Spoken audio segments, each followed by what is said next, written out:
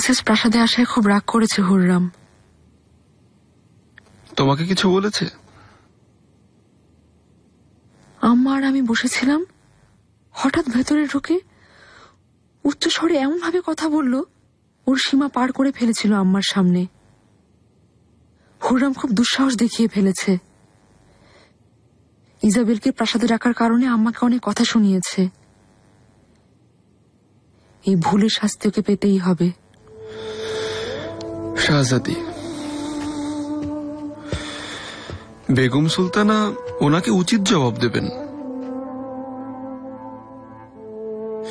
আমি চাই না তুমি এই ঝামেলায় জড়ো। তোমার মন খারাপ আমি সহ্য করতে পারি না। আমাদের আনন্দে জীবন কাটানোর দিন এখন।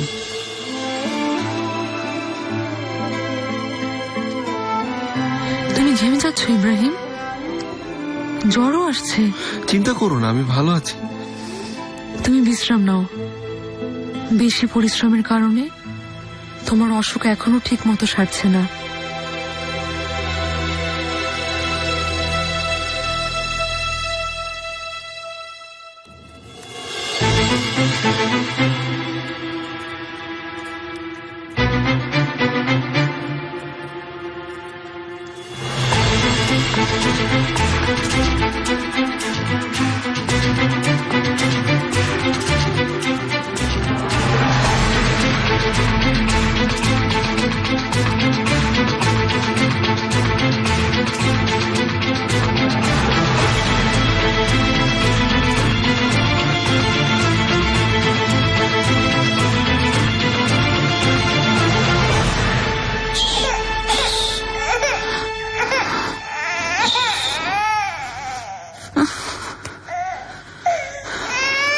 সুলতানা, আমাকে দিন।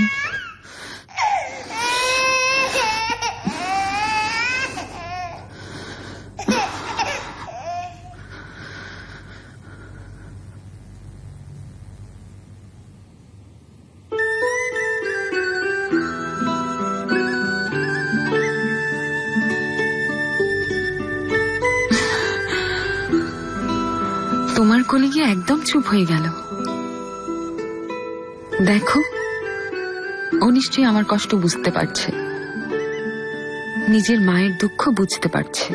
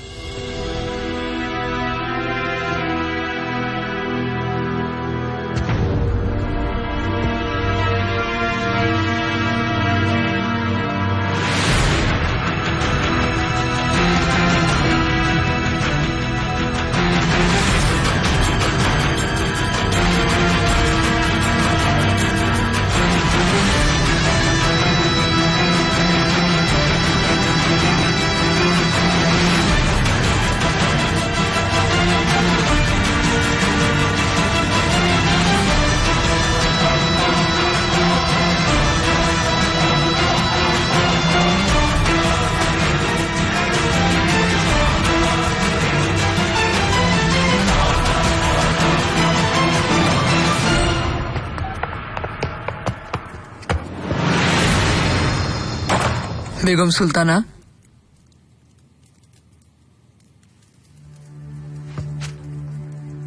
আমরা কি চাই তা বলেছ দায়া?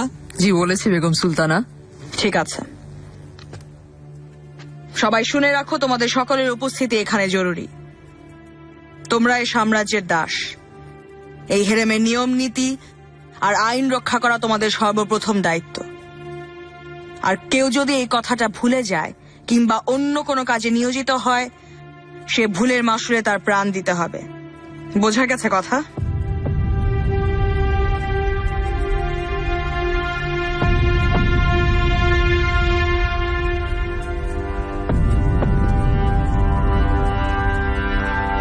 আমার সাথে এসো।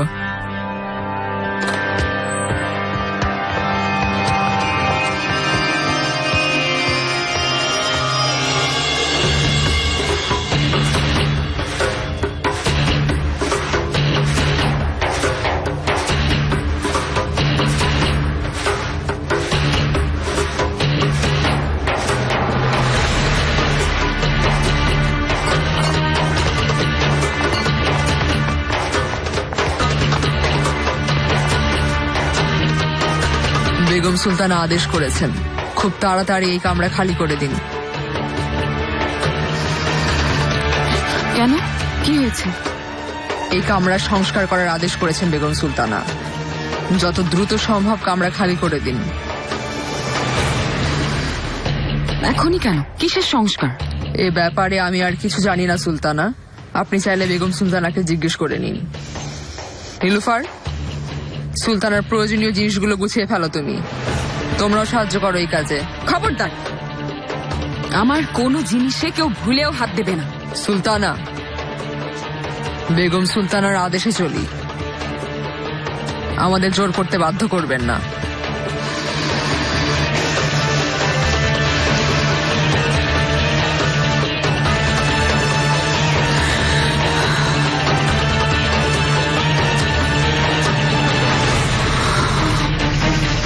দাঁড়িয়ে থেকো না, জিনিসপত্র ওঠাও।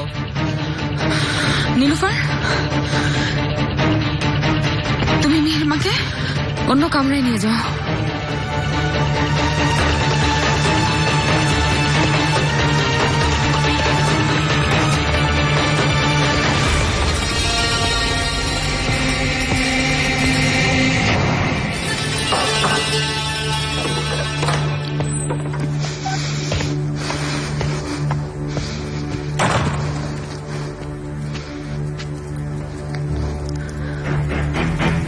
বেগম সুলতানা আমাকে কামরা খালি করতে বলা হয়েছে আপনি আদেশ করেছেন। কি কারণে এমন আদেশ? আমি কি করব না করব তাও তুমি বলে দিবে? কিন্তু ওই কামরা আমাকে জাহাপনা দিয়েছেন। ওই কামরা তোমাকে আমার ছেলে না, আমি দিয়েছি। ইচ্ছে হলে ফিরিয়েও নিতে পারি। তার মানে যুদ্ধের সিদ্ধান্ত নিয়েছেন আপনি? তুমি যেমন চেয়েছো হুররাম, এর পরিণতিও তেমনই পাবে। তুমি এখন যেতে পারো।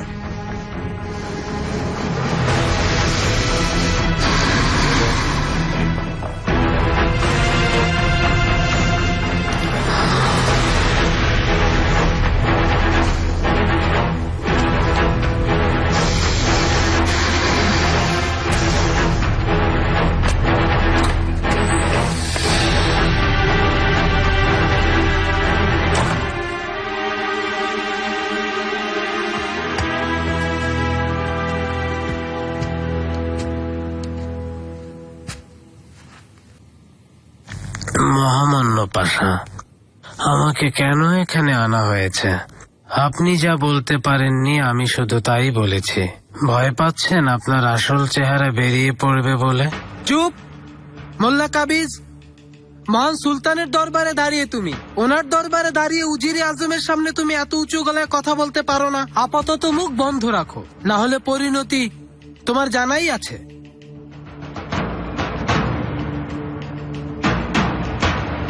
বুঝতে পেরেছো? এই লোকের মামলা শরিয়া আইনের আওতায় এনে তার দ্রুত বিচারের ব্যবস্থা করতে হবে এফেন্দিগণ।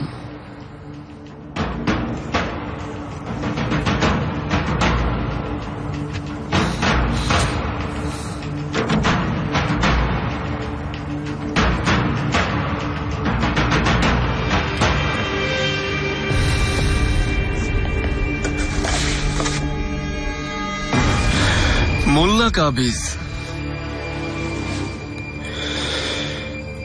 গত কয়েকদিন ধরে তুমি বাজারে যেসব কথা বলে বেড়াচ্ছিলে সেগুলো আমাদেরকেও শোনাও, যাতে আমরা শুনতে পারি তুমি কি বোঝাতে চাও। মহামান্য পাশা, হযরত ঈসা আলাইহিস সালামের চাইতে হযরত মুহাম্মদ সাল্লাল্লাহু আলাইহি ওয়াসাল্লাম অনেক বড় পয়গম্বর ছিলেন। আমি শুধু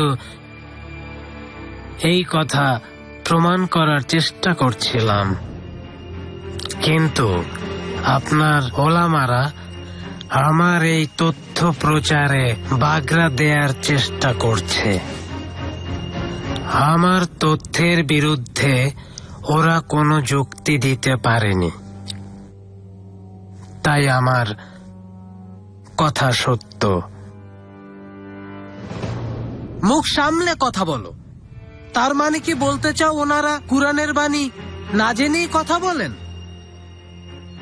তোমার এই জঘন্য কাজের কারণে সাধারণ মানুষের মধ্যে নানা রকম বিভ্রান্তির সৃষ্টি হচ্ছে।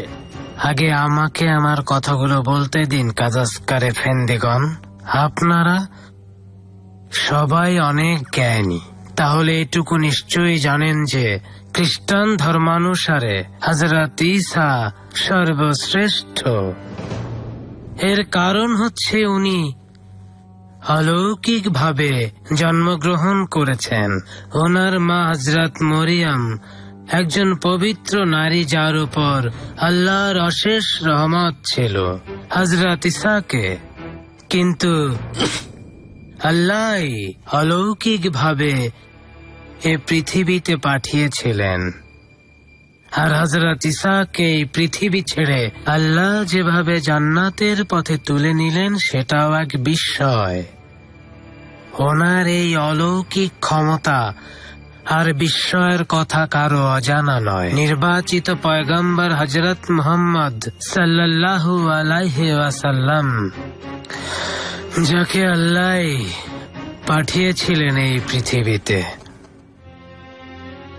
তিনিও হযরত ঈসার সম্মানের জায়গাটিকে স্বীকৃতি দেন।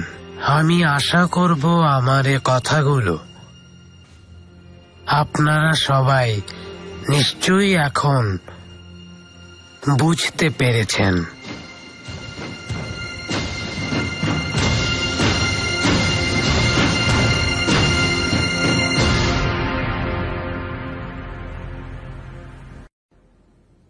আপনাদের কি মত এফেন্দিগণ? এই লোকের কথা কি ঠিক মনে হয় আপনাদের? ওর কাছে কোনো প্রমাণ নেই পাশা, বদ্ধ উন্মাদ পাগল বলেই লোকটা এসব কথা ছড়িয়ে বেড়াচ্ছে। আল্লাহর দরবারে এটা মহাপাপ। এরকম অন্যায়কারীকে মৃত্যুদণ্ডের শাস্তি দেয়া উচিত পাশা। আমি বলেছিলাম আপনারা ওকে শরিয়া আইনের আওতায় আনুন, কিন্তু আপনারা এখানে নিজেদের মধ্যকার সমস্যা নিয়ে শুধু দোষারোপ করা ছাড়া আর কিছুই করছেন না।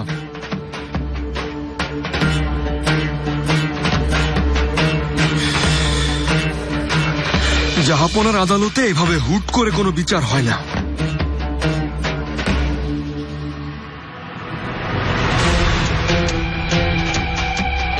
ইব্রাহিম পাশা, মোল্লাকে থাকতে বলো। কাজাসকারদের নিয়ে তোমরা আর্যদাসীতে এসো, ওখানে এ বিষয়ে কথা হবে।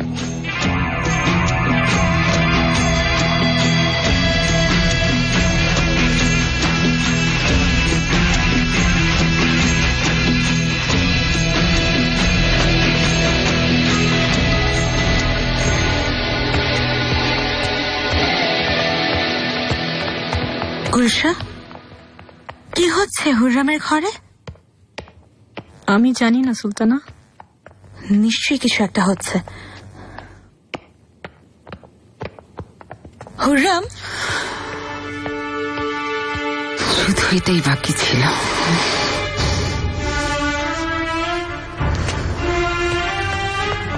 সব ঠিক আছে তো? জিনিসপত্র কোথায় যাচ্ছে? কোথায় রওনা হচ্ছিলে? জাহান্নামে যাওয়ার প্রস্তুতি নিচ্ছি। আসো, চলো আমার সাথে।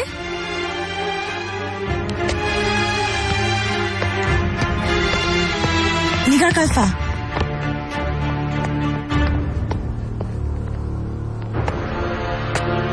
আমাকে বলো কি হচ্ছে? হুররাম কোথায় যাচ্ছে? বেগম সুলতানা কামরা খালি করার আদেশ দিয়েছেন।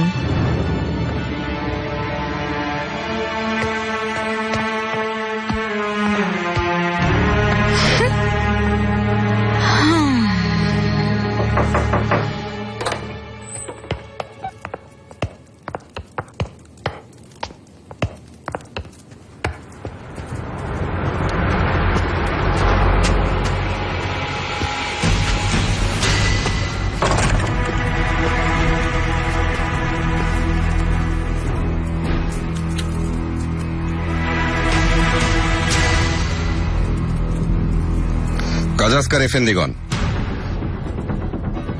একজন মোল্লা আমার দরবারে এসে আমাদের মহান নবী হযরত মুহাম্মদ সাল্লাল্লাহু আলাইহি সাল্লাম সম্পর্কে অপব্যাখ্যা দিয়ে গেল, আর আপনারা এতগুলো বিজ্ঞজন তার কথা কিভাবে মেনে নিতে পারলেন?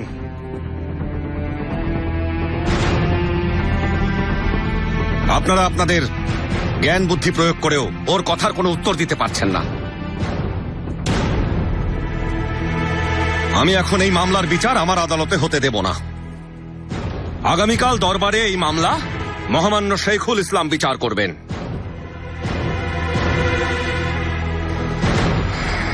আর ইব্রাহিম, তুমি কেমন করে ওকে এত কথা বলতে দিলে? যাব না। আর একটিও কথা আমি শুনতে চাই না।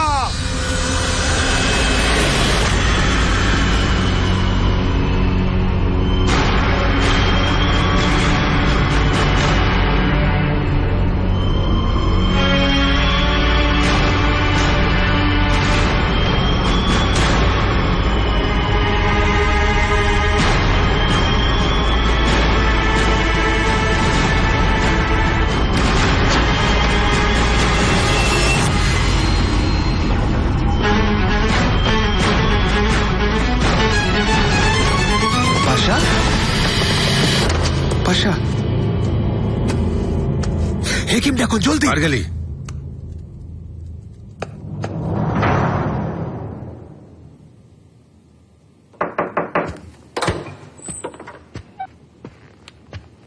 সুলতানাদের মাঝে সেরা সুলতানা।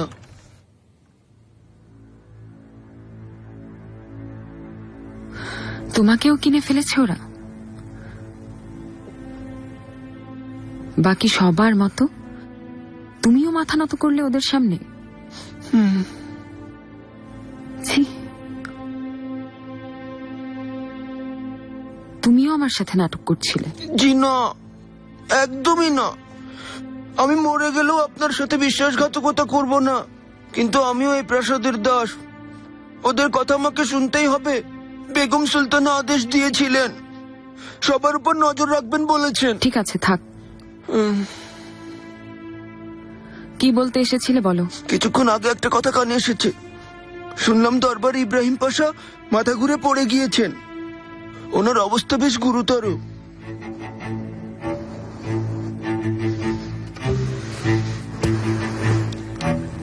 গুরুতর? কি হয়েছে ওনার? আমি সম্পূর্ণ ঘটনা জানি না, জানলেই আমি এসে আপনাকে। উনি কোথায় এখন? খাস কামরায় নিয়ে যাওয়া হয়েছে? ওনার প্রাসাদে নিয়ে গেছে শুনেছি। জাহাপনা নিজেই নিয়ে গিয়েছেন ওনাকে। আচ্ছা, শোনো, বের হব, গাড়ি প্রস্তুত করতে বলো। জি আচ্ছা সুলতানা।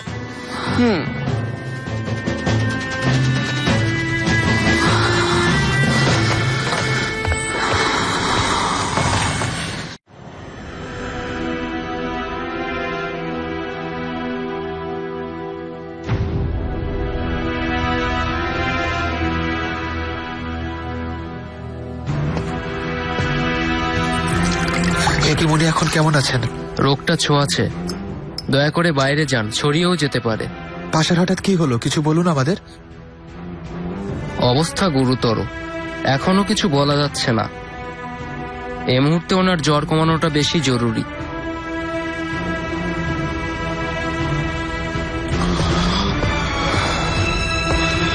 নিকো বাবা,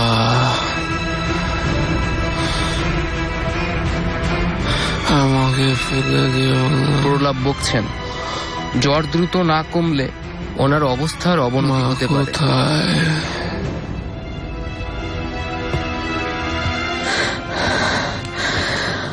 আনাতোলিয়া থেকে অসুস্থ হয়ে ফিরেছে। অনেকবার আমি বলেছি নিজের শরীরের উপর এত অত্যাচার না করতে, কিন্তু কোনো কথা শোনেনি। আমারও ভুল হয়ে গিয়েছে, আমি ওর শারীরিক অবস্থা ঠিক বুঝতে পারিনি।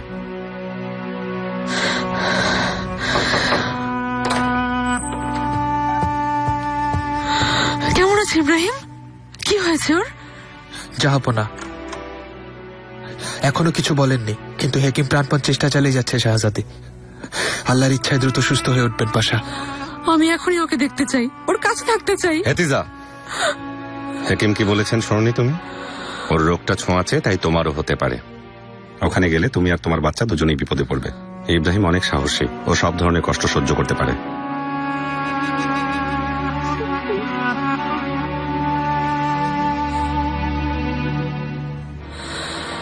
তুমি বরং তোমার বাচ্চার কাছে গিয়ে ওর দেখাশোনা করো।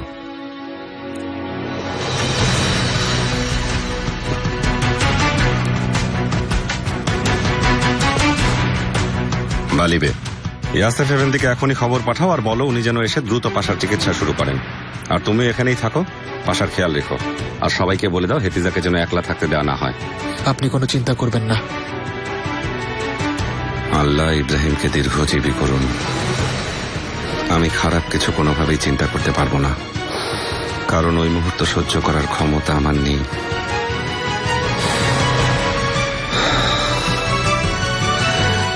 আমাকে ওর সুস্থতার খবর দেবে মালকো, চলো।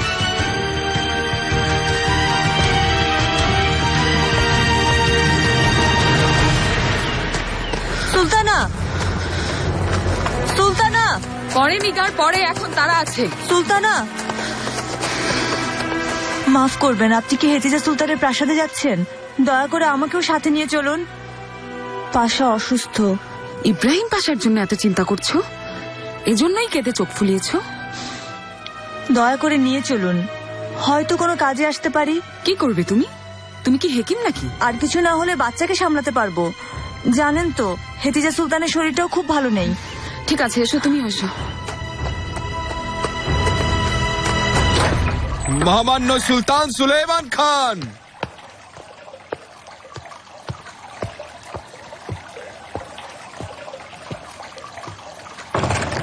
সুলতান সুলেমান, কেমন আছো?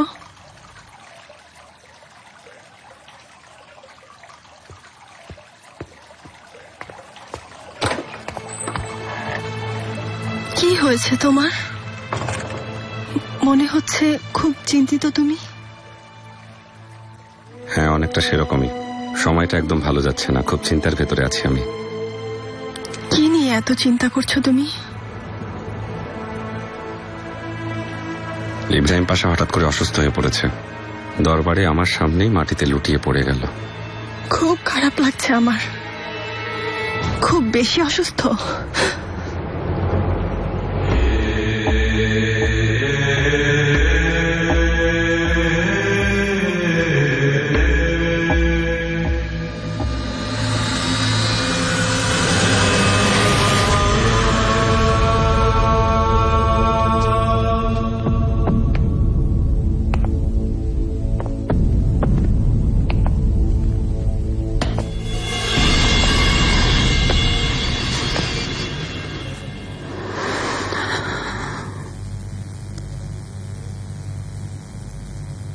পাশা,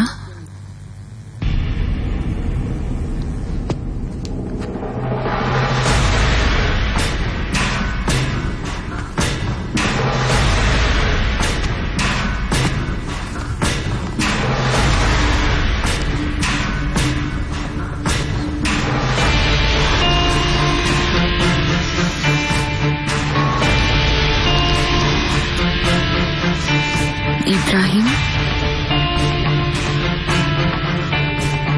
আমি বলেছিলাম না একদিন আসবে যখন তুমি নিজের রক্তের মধ্যে নিজেই ডুবে মারা যাবে। সেই দিন আজ।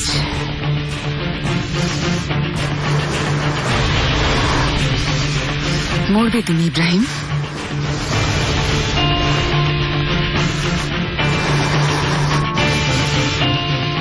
রক্তের গন্ধ পাচ্ছ তুমি?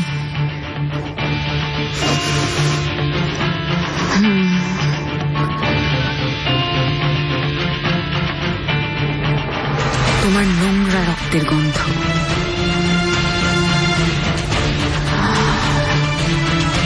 আস্তে আস্তে নিঃশ্বাস বন্ধ হয়ে যাবে।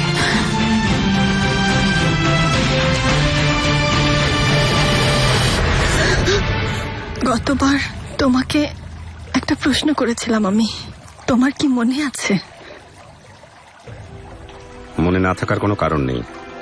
আমি কেন তোমাকে এই হার দিয়েছি তা জানতে চেয়েছিলে। হ্যাঁ, আমি জানতে চাই কেন দিয়েছিলে, বলো না।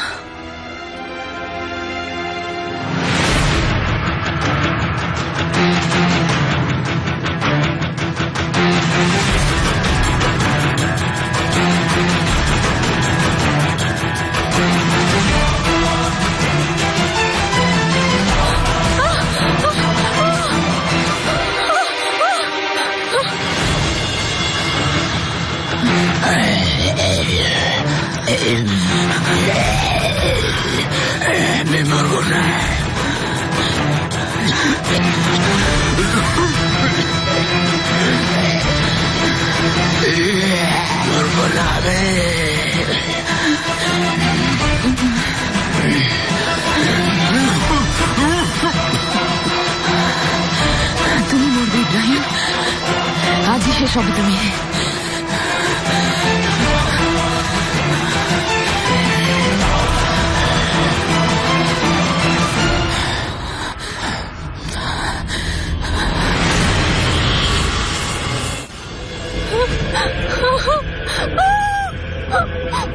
সাপ? প্রিন্সেস শোনো, প্রিন্সেস সাপ ছবল দিয়েছে তোমাকে। বসো, এখানে বসো, শান্ত হয়ে বসো।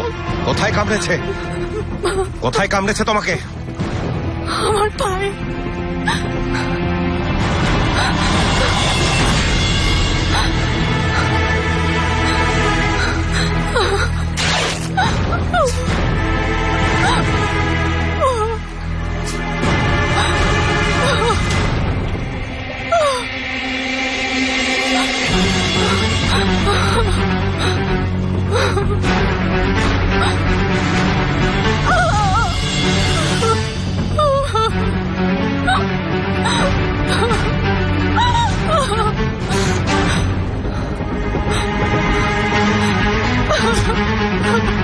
প্রিন্সেস, শক্ত করে ধরো আমাকে।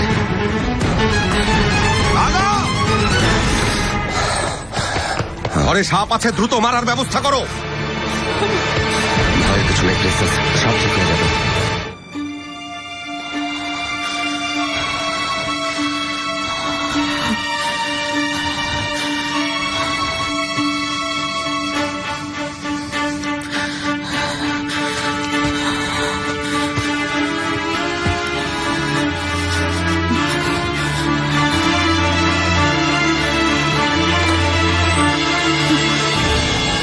হুররাম সুলতান, কোথায় গিয়েছিলে? জলদি এসো। আপনি সরে যান। আল্লাহ না করুন আপনার যদি এই রোগ হয়। কিছু হবে না।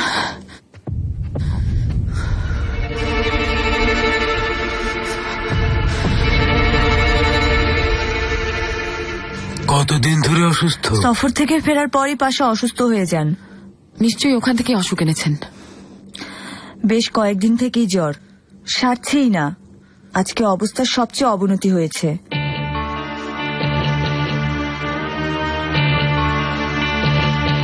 কি করবেন আপনি? চিন্তা করবেন না, আপনারা দয়া করে বাইরে যান। সুলতানা, চলুন বাইরে যাই।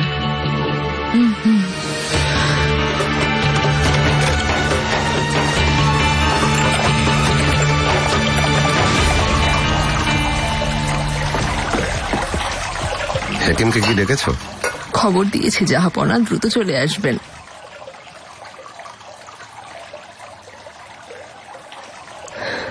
সুলেমান, প্রিন্সেসের জ্ঞান ফিরেছে। সুলেমান, কাছেই আছি।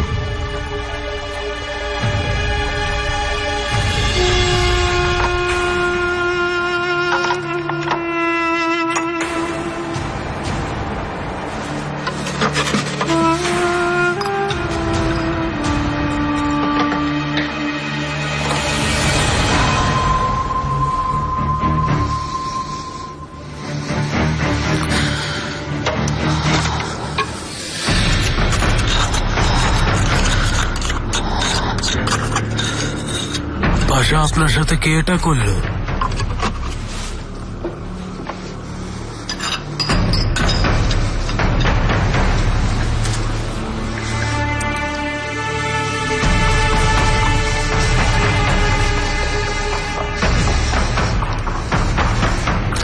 করছেন? কি খাওয়াচ্ছেন ওনাকে? আপনাকেই বলছি, কি খাওয়ালেন ওটা? সুলতানা পাশাকে বিষ দেওয়া হয়েছে।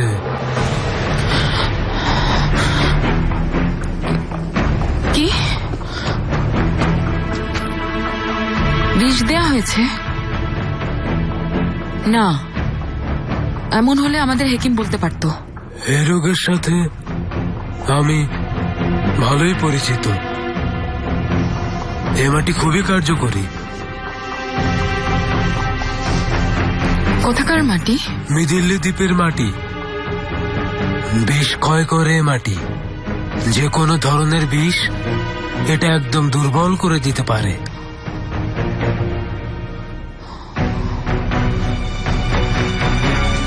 আশার জীবন বাঁচবে তো? কপাল ভালো, বিষ বেশি ছড়াতে পারেনি, না হলে চিকিৎসায় কোনো লাভ হতো না।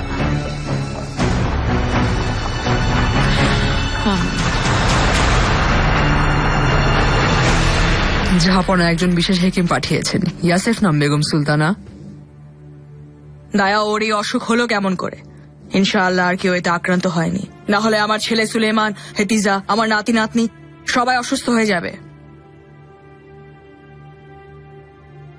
পাঠিয়েছিলে নিগারকে? নিগার কাল ফাগেই চলে গিয়েছে। হুররাম সুলতান নিয়ে গিয়েছেন ওকে। হুররামের ওখানে কি কাজ? কাকে জিজ্ঞেস করে হুররাম গিয়েছে ওখানে? মাফ করবেন, আমি পরে জানতে পেরেছি, না হলে আমি আটকাতাম। খবর রাখো, এখন থেকে আমার অনুমতি ছাড়া হুররাম এই প্রাসাদের বাইরে কোথাও পাও রাখবে না। ওর প্রতিটি পদক্ষেপ, প্রতিটি নিঃশ্বাসের হিসাব দেবে আমাকে, বুঝেছ?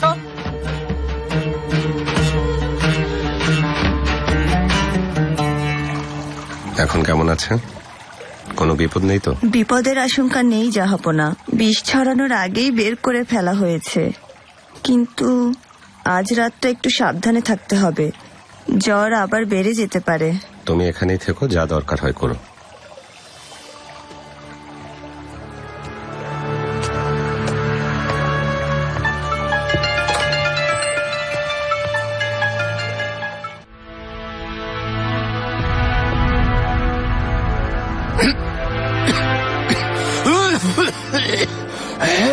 পাশা, জাহাপনা আমাকে আপনার চিকিৎসার জন্য পাঠিয়েছেন।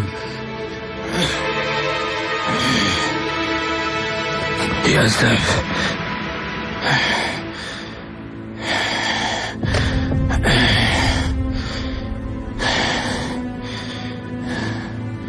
ইয়াসেফ, কি হয়েছে আমার? আপনাকে বিষ দেওয়া হয়েছে পাশা।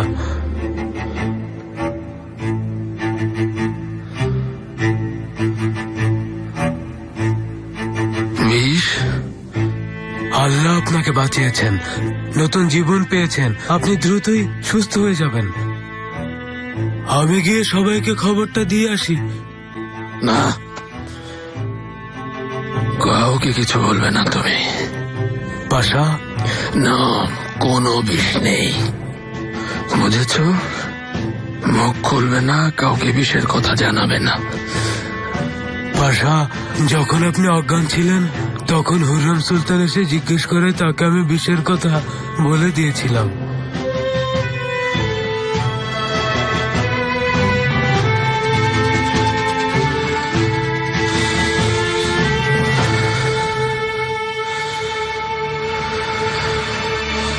হুররাম,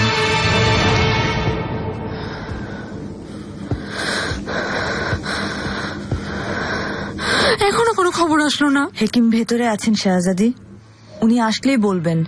শাহজাদি, আপনি ধৈর্য ধরুন। ইয়াসেফ এফেন্দি খুব নাম করা হেকিম, পাশা নিশ্চয়ই সুস্থ হবেন।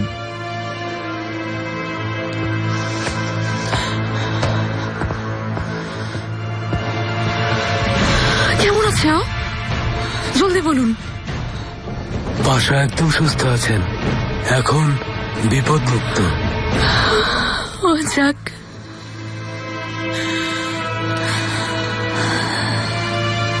কি অসুখ হয়েছিল? পাশা এত অসুস্থ হয়ে পড়লেন কেন?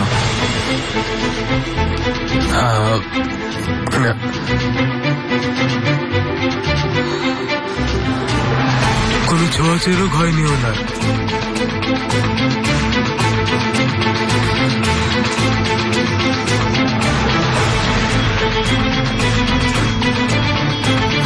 ঠান্ডা বসে গিয়েছিল, তেমন কিছু না।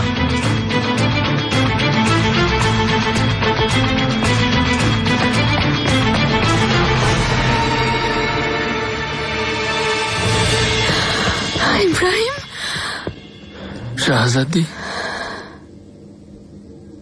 শাহজাদি, শাহজাদি, কথা বলো না তুমি। আমি তোমার জন্য অনেক দোয়া করেছি। আল্লাহ আমাদের উপর রহম করেছেন। আমার এত সহজে কিছু হবে না। তোমার দোয়া আর চোখের জল সব সময় আমাকে রক্ষা করবে। খুব দ্রুত জ্বর নেমে যাচ্ছে জাহাপনা, কিছুদিনের মধ্যেই সুস্থ হয়ে উঠবেন।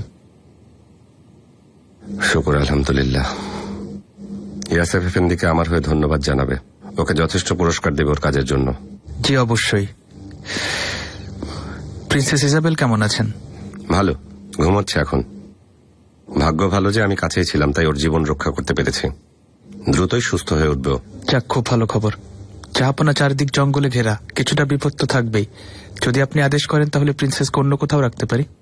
দরকার নেই, সম্বুলকে বলো ভালো করে ওর ক্ষতস্থানটা পরিষ্কার করে ওষুধ দিতে, আর জানিয়ে দাও যে আমার ফিরতে দেরি হবে, কেউ যেন চিন্তা না করে। জি আচ্ছা জাহাপনা।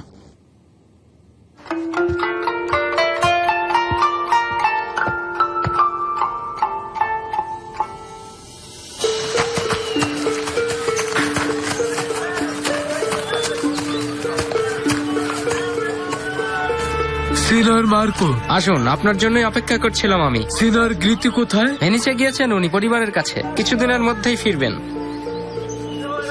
চিন্তা করবেন না, আমি আপনাদের সাহায্য করব। প্রিন্স ফ্রেডেরিকের জীবন বাঁচানোর জন্য ধন্যবাদ। প্রিন্সেস ইজাবেলকে যখন মুক্ত করতে পারবো তখন আপনাকে 50,000 দুগা দেয়া হবে।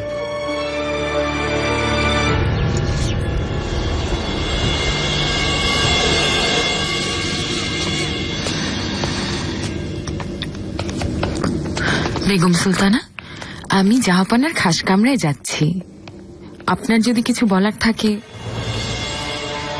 হুররাম, আমাদের মাঝখানে দূতের কাজ করতে হবে না। আমার কাজ আমি নিজেই করব, বুঝেছ? তাই নাকি? তাহলে আপনার নাতিদের মাকে কেন ঘর থেকে বের করে দিলেন সেটার উত্তরও নিজে গিয়ে দিয়ে আসবেন।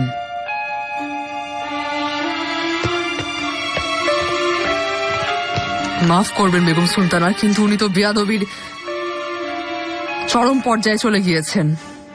বোঝাই যাচ্ছে আমার ছেলের কাছে গিয়ে কান্নাকাটি করে কামরা ফিরে পেতে চায়। জাহাপনা এখনো ফেরেননি। আচ্ছা, তুমি মাহিদের ব্রানকে কি খবর দাও, দ্রুত আমার কাছে আসতে বলো। কাউকে কুটিরে পাঠাও, সবকিছু পরিষ্কার করে ওষুধ ছিটিয়ে দাও। আমি নিজে গিয়ে কাজ শেষ করে আসব। বেচারি প্রিন্সেস, আশা করি সুস্থ আছেন নিশ্চয়ই। সুলতানা,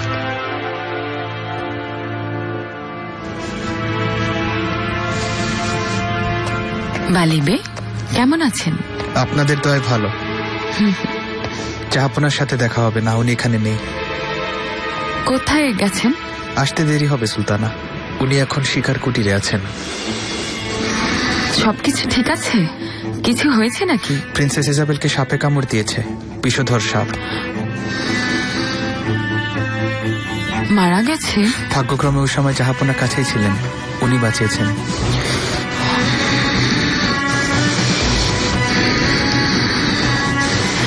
মানে প্রিন্সেসকে জাহাপনা বাঁচিয়েছেন? একেই বলে কপাল। দারুণ।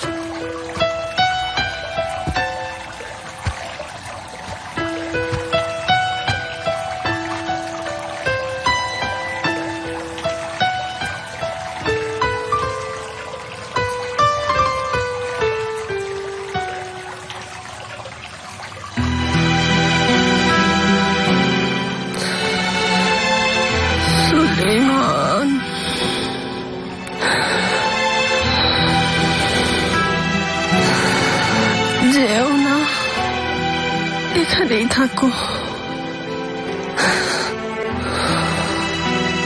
প্রিন্সেস, তোমার বিশ্রাম প্রয়োজন। যেও না।